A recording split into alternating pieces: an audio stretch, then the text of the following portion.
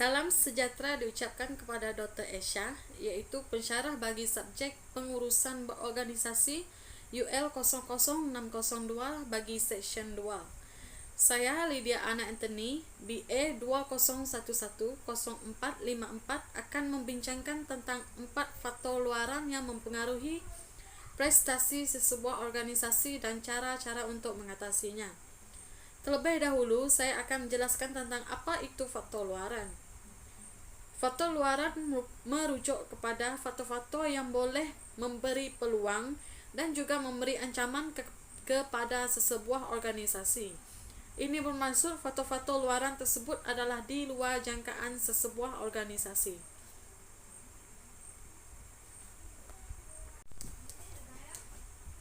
Sebaliknya, kita beralih kepada faktor luaran.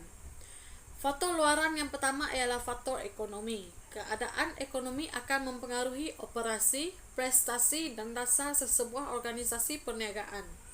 Hal ini kerana setiap perubahan yang berlaku dalam ekonomi sesebuah negara akan memberikan impak yang besar kepada sesebuah organisasi. Misalnya, apabila berlaku peningkatan kadar inflasi, kos pengeluaran akan meningkat apabila kadar inflasi meningkat. Peningkatan kadar inflasi akan mengakibatkan harga bahan mentah turut naik.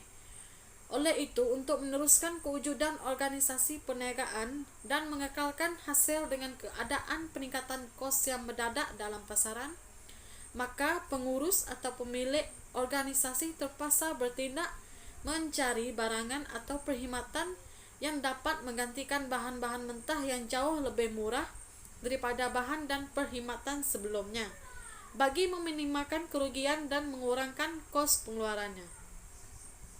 Namun begitu, dari sudut lainnya, inflasi juga turut memberi keuntungan kepada sesebuah organisasi kerana berlakunya peningkatan harga barang jualan atau perkhidmatan akan meningkatkan keuntungan sesebuah organisasi. Seterusnya ialah faktor institusi kewangan.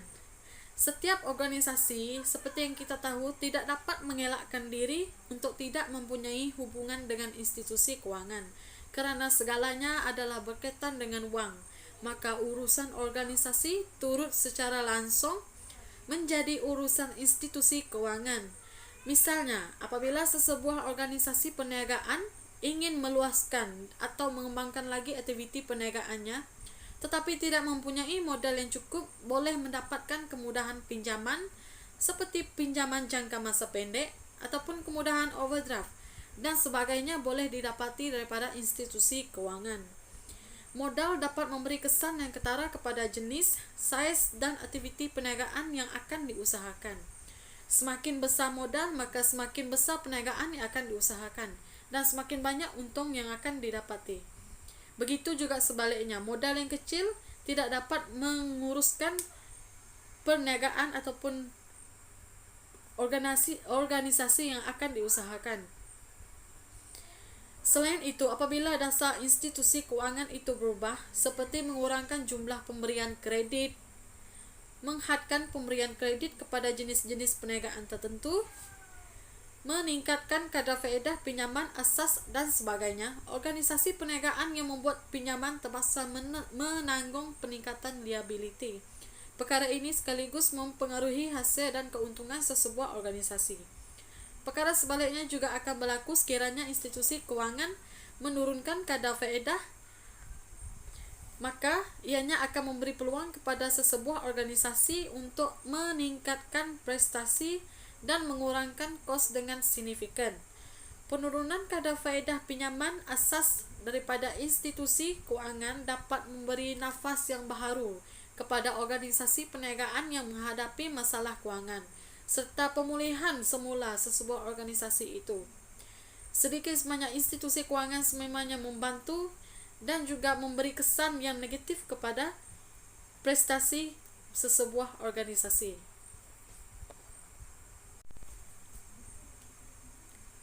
Di samping itu, keadaan politik dan undang-undang turut mempengaruhi prestasi sesebuah organisasi. Kepentingan politik akan mempengaruhi jenis-jenis organisasi. Misalnya, sekiranya mereka mementingkan pengeluaran jenama tempatan, Pemegang kuasa politik cenderung untuk menaikkan cukai bagi kemasukan barangan jenama luar negara bagi menjaga kepentingan jenama tempatan. Oleh itu, terdapat dua jenis organisasi yang terkesan, iaitu organisasi yang mengeluarkan sesebuah jenama tempatan akan mendapat kelebihan dan keuntungan daripada tindakan ini, manakala akan berlaku sebaliknya kepada organisasi yang mengeluarkan barangan dan perkhidmatan yang berkaitan dengan barangan dan perkhidmatan luar negara, kerana tindakan ini akan mengurangkan keuntungan serta meningkatkan kos pengeluaran. Di sini dapat kita simpulkan bahawa tindakan yang berkaitan dengan politik ini akan memberikan tekanan kepada pengimport barangan yang berkaitan dengan luar negara. Pada masa yang sama, ia juga memberi kebaikan dan sokongan kepada jenama tempatan.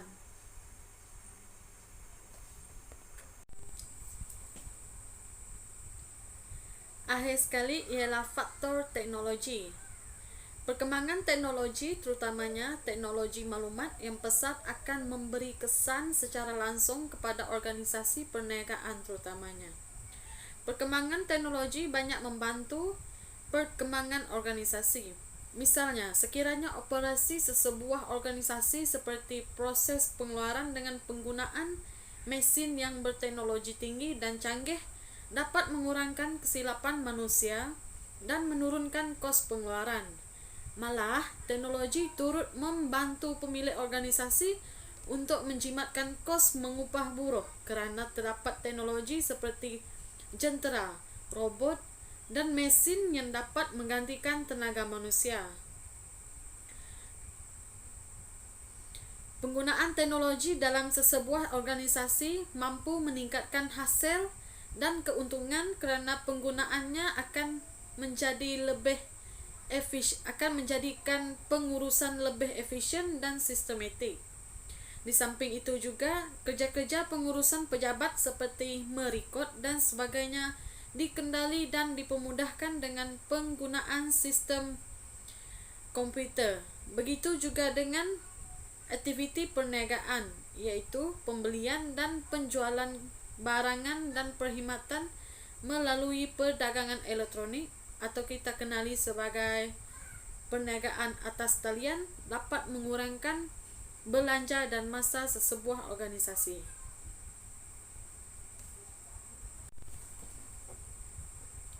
Seterusnya ialah kita akan membincangkan tentang cara-cara untuk mengatasi faktor-faktor yang membawa kepada kerugian atau menjejaskan prestasi sesebuah organisasi.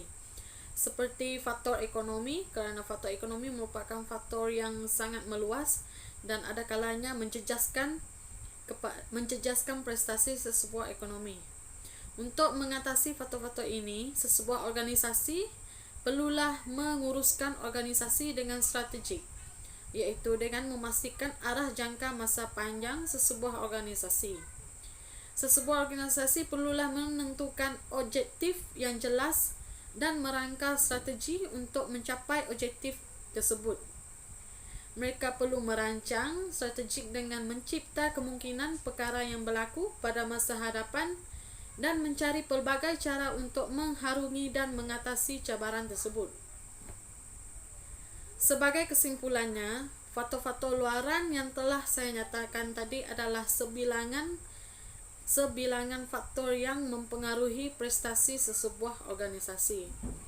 Terdapat faktor yang membantu dan terdapat juga faktor yang akan menjejaskan sesebuah organisasi. Dan dapat kita simpulkan di sini bahawa tidak semua faktor menjejaskan sesebuah organisasi. Terdapat banyak faktor yang mampu meningkatkan prestasi seperti faktor teknologi dan faktor kewangan. Sekiranya sesebuah organisasi bijak dalam menguruskan faktor-faktor luaran seperti ini, ia akan menghasilkan keuntungan yang banyak kepada mereka. Selain itu, dapat kita simpulkan juga bahawa setiap faktor luaran mempunyai kelebihan dan kekurangannya yang tersendiri. Oleh itu, setiap organisasi perlulah bijak dalam mengatur strategi untuk menghadapi kemungkinan yang akan datang dan mampu untuk mengharungi segala cabaran yang akan datang. Demikianlah perbincangan saya pada hari ini. Sekian, terima kasih.